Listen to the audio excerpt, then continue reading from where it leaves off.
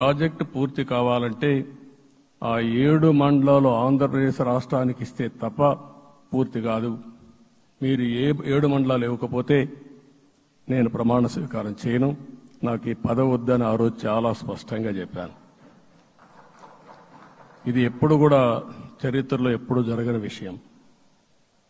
ఆ రోజు ప్రధానమంత్రి గారు నరేంద్ర మోడీ గారు ఇవన్నీ ఆలోచించి ఫస్ట్ కేబినెట్ మీటింగ్ లో పెట్టి ఒక ఆర్డినెన్స్ ఇచ్చి ఆ 7 మండలాలు ఆంధ్రప్రదేశ్కి ఇచ్చి తర్వాత పార్లమెంట్ సమావేశాలు పెట్టుకున్నారంటే అది ఒక చరిత్ర. అంటే ఆ రోజు గాని కేంద్రంగాన 7 మండలాలు ఇవ్వకపోయుంటే పోలవరం ప్రాజెక్టు ప్రారంభమయ్యేది కాదు. అన్ని కష్టాలు పడి మళ్లీ డబ్బులన్నీ కోర్టులో ఉండే కేసులన్నీ విత్డ్రా చేయించి అన్నీ చేయించాం. 72% పనులు పూర్తి చేశాం. ఈరోజు మళ్లీ మొదటికి వచ్చింది. డయాఫామ్ వాల్ పూర్తిగా కొట్టుకొని పోయే పరిస్థితికి వచ్చింది. డ్యామేజ్కి అయ్యే పరిస్థితి వచ్చింది. ఎక్కడుందో తెలియని పరిస్థితి. మళ్లీ కేంద్ర సహకారంతో రాష్ట్రానికి అతి ముఖ్యమైన ప్రాజెక్టు పోలవరం, దీన్ని పూర్తి చేసే బాధ్యత, దీన్ని పూర్తి చేసి నదుల అనుసంధానం చేసి మన అందరం ప్రతి ఒక్క ఎకరాకు నీళ్లు ఇవ్వగలిగితే దానికంటే బ్రహ్మాండమైన కార్యక్రమం ఏమీ ఉండదు. వ్యవసాయ రంగం స్టెబిలైజ్ అవుతుంది. ఇది సాధించడానికి అన్ని విధాలా కష్టపడతామని చెప్పి కూడా నేను మీకు తెలియజేస్తున్నాను. ఇంకొక పక్క వ్యవసాయ రంగం పూర్తిగా సంక్షోభంలో పడిపోయింది. రైతులు అప్పుల పాలయ్యారు. 5 ఏళ్లలో 9 సార్లు కరెంటు ఛార్జీలు పెంచారు. ఈ విధంగా ఇవన్నీ కూడా ఇంకొక పక్క మీరు చూస్తే అమరావతి 10 సంవత్సరాల తర్వాత మన రాజధాని ఏదంటే చెప్పుకోలేని పరిస్థితి. ఇప్పటికి కూడా మనకు గుర్తొచ్చేది ప్రజావేదిక విధ్వంసం. అలాంటి దుర్మార్గమైన కార్యక్రమాలు జరిగాయి. ఇవన్నీ కూడా గుర్తు చేసుకుంటూనే కక్షపూరిత రాజకీయాలు కాకుండా కన్స్ట్రక్టివ్ పాలిటిక్స్ కి మనం ముందుకు పోవాల్సిన అవసరం ఉంది. అందుకే ఈరోజు నేను ఒకటే మీ అందరికీ హామీ ఇస్తున్న, మీ ద్వారా ప్రజలందరికీ, మనది ప్రజాప్రభుత్వం. ఇకపైన మన ప్రభుత్వంలో ప్రజావేదికల కూల్చివేతలుండవు. 3 రాజధానులంటూ రాష్ట్ర భవిష్యత్తు ఆటలాడే పరిస్థితి ఉండదు. మన రాజధాని అమరావతి, అమరావతి రాజధాని.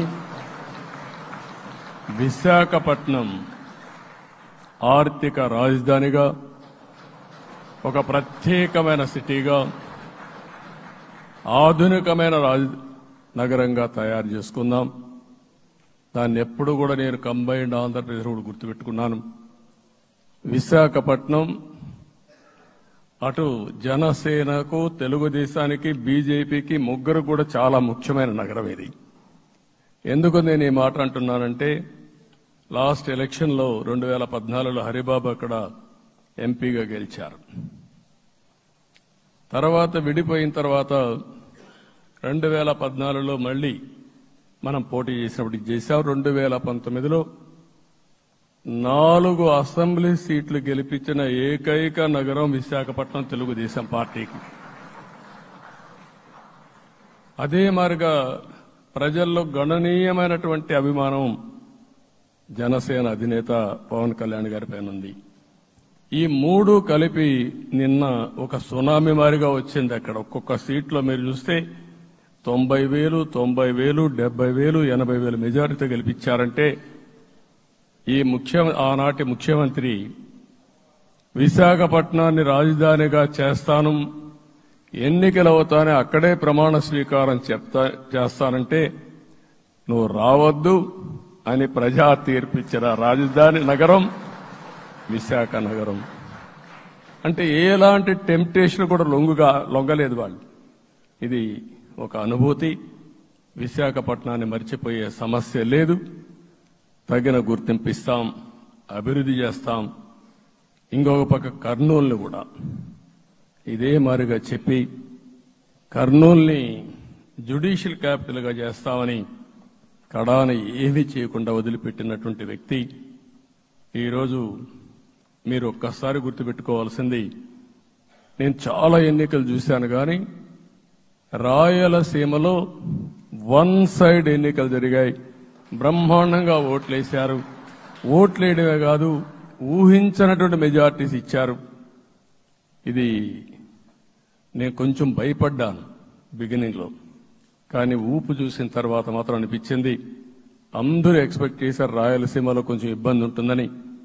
అలాంటి రాయలసీమ తిరుగుబాటు చేసే పరిస్థితికి వచ్చింది. దానికి కూడా మన అందరి మీద బాధ్యత ఉంది. కర్నూలుని అన్ని విధాల అభివృద్ధి చేసే బాధ్యత Telugu Desam party, Janasena, BJP, NDA కూటమి తీసుకుంటామని కూడా హామీ ఇస్తున్నాను. ఈ 3 సిటీలే కాకుండా మొత్తం అన్ని జిల్లాల్ని సమభావంతో ఆలోచించి మనం ముందుకెళ్దాం.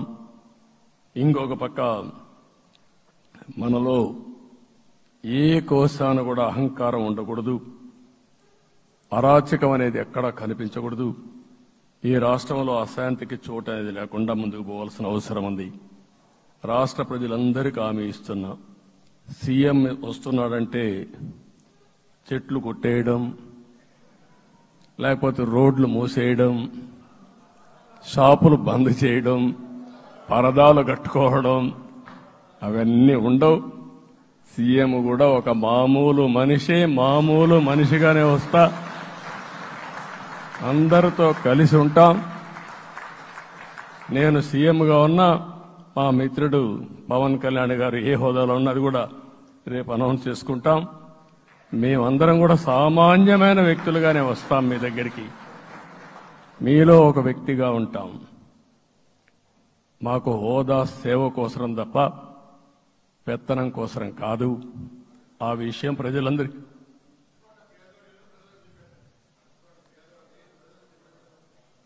అవన్నీ చేస్తాం. ఇంకొక పక్కన నిన్న మొన్న నేను వస్తానంటా ఉంటే వాళ్ళకు కూడా తెలుసు కాబట్టి ఎన్డీఏ అభ్యర్థిగా అంటే శాసనసభ నాయకుడిగా ఎన్నుకుంటారనే ఉద్దేశంతో, ముఖ్యమంత్రి అవుతాను ఉద్దేశంతో రోడ్లన్నీ కూడా నిలిపేస్తాను. నేను ఒకటే చెప్పాను, మేము వచ్చినప్పుడు ఒక్క నిమిషం ఒక సిగ్నల్కి ఇంకొక సిగ్నల్కి కొద్దిగా గ్యాప్ పెట్టుకోండి. అవసరమైతే ఒక 5 నిమిషాలు లేట్ అయినా మాకు పర్వాలేదు, కానీ ప్రజలు ఎవ్వరికీ ఇన్కన్వీనియన్స్ కలగకూడదని చాలా స్పష్టంగా ఆదేశాలు ఇచ్చాం. కాబట్టి అవన్నీ మనం చేద్దాం. ఇంకొక పక్కన దాడులు చేసి బాధితులపైనే కేసులు పెట్టే పరిస్థితి ఉండదు ఈ రోజు నుంచి. అది కూడా మనం చూశాం. ఏ ఒక్కరి ఆత్మగౌరవానికి భంగం కలగదు. ఒక పాజిటివ్ గవర్నెన్స్ అన్ని చోట్ల కనపడుస్తుంది. ప్రజాహితం కోసమే పనిచేస్తాం. ప్రతి నిర్ణయం, ప్రతి అడుగు ప్రజల కోసమే ఉంటుంది. స్టేట్ ఫస్ట్ అనే నినాదంతో ముందుకు పోతాం. ఈ రోజు మేము ముగ్గురం కూడా ఢిల్లీలో వెళ్ళినప్పుడు కూడా మా ఆలోచన ఈ రాష్ట్రం ముందుండాలనే ఉద్దేశంతోనే ముందుకు పోయాం. అదే సమయంలో ఈరోజు మన రాష్ట్రానికి కూడా సముచితమైన గౌరవం. 3 మంత్రులు కేంద్రంలో మన వాళ్ళు ఉండే పరిస్థితికి వచ్చారు. ఒక పక్కన రామ్మోహన్ నాయుడు శ్రీకాకుళం ఎంపీ, ఆయన కేంద్రంలో మంత్రి పదవి, కేబినెట్ పదవి వచ్చింది.